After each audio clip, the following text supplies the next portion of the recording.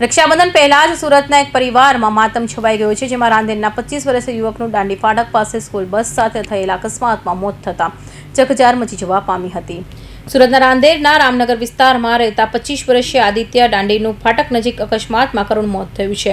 મળતી માહિતી મુજબ આદિત્ય પોતાના 2 મિત્રો સાથે બાઇક પર ફરવા ગયો હતો। દાંડી ફાટક પાસે સ્કૂલ બસ સાથે બાઇકની ટક્કર થતાં ગંભીર અકસ્માત સર્જાયો હતો। બાઇક પર 3 યુવકો સવાર હતા, જેમાં એક યુવકનું આદિત્યનું મોત થયું છે અને એક યુવક ઇજાગ્રસ્ત થયો છે, જ્યારે ત્રીજો યુવક સુરક્ષિત હતો। મૃતક આદિત્યના પરિવારનો આક્ષેપ છે કે બસ દ્વારા ટક્કર મારવામાં આવી હતી અને ફાઉન્ટેન સ્કૂલની બસ સાથે અકસ્માત થયો હોવાનું તેઓએ કહ્યું હતું। મૃતકના પરિવારના માતા પિતા અને એક મોટી બહેન છે। રક્ષાબંધન પહેલા જ પરિવાર પોતાના યુવાન દીકરો ગુમાવતા શોકનો માહોલ છવાઈ ગયો છે। હાલ પરિવાર દ્વારા ન્યાયની માંગ કરવામાં આવી રહી છે। સમગ્ર મામલે પોલીસ તપાસ શરૂ કરી છે। જીગર વિશ્રામભાઈ સોલંકી મારું નામ છે।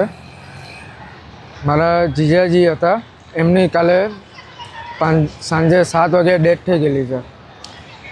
આપણે ઘટના સ્થળ છે આપણું દાંડી ફાટક પાસે, એના પહેલાં સાકેત ગામ આવે છે, ત્યાં એમનું એક્સિડન્ટ થયેલું હતું। બસવાળાએ ઠોકર મારીને એ લોકોની આવી રીતના ઈજાગ્રસ્ત એને કરેલું છે। કઈ રીતે ઠોકર મારી? એ લોકો જતા હતા ને સામે આવીને એ લોકોને ઠોકર આપીને એ લોકોને પાડેલા છે। એમાંથી એક જણનો પગ ભાંગી ગયેલો છે ને જે ગાડી ચલાવતો હતો એ ભાઈ તો ભાગી ગયેલો છે અને મારા જે જીજાજી વચ્ચે બેસેલા હતા એમની ડેથ થઈ ગયેલી છે। ગાડી ઉપર કેટલા જણા? 3 જણ હતા ગાડી પર। એમાં મોત કેટલાની છે? એક જણ એ મારા જીજાજીની મોત થયેલી છે અને 2 જણા હમણાં?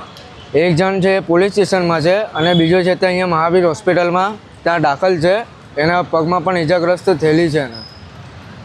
પરિવારમાં કોણ? એના પરિવારમાં બધા જ છે, એના મમ્મી પપ્પા બેન। હું એના ભાઈ તરીકે જ માનું છું, મારો જીજા છે પણ હું એના ભાઈ તરીકે જ માનું છું। મારી બેન સાથે મારા બેનનો ફિયન્સી છે। સ્કૂલની બસ હતી? હા, ફાઉન્ટેન સ્કૂલની બસ હતી। શું માંગ છે તંત્ર? શું સાહેબ? તંત્ર પાસે શું માંગણી? શું કાર્યવાહી?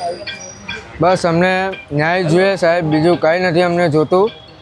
મારો ભાઈ આજે ચાલ્યો ગયેલો છે, બસ અમને અમારી એટલી જ મહેરબાની છે કે મારો ભાઈ પાછો આવે। આવા કોઈ ખોટા વ્યક્તિ સાથે ફરવું નહીં, કંઈ કરવું નહીં ને ગાડી સંભાળીને ચલાવો, બટ એટલી જ તમને વસ્તુ કહેવા માગું છું મેં।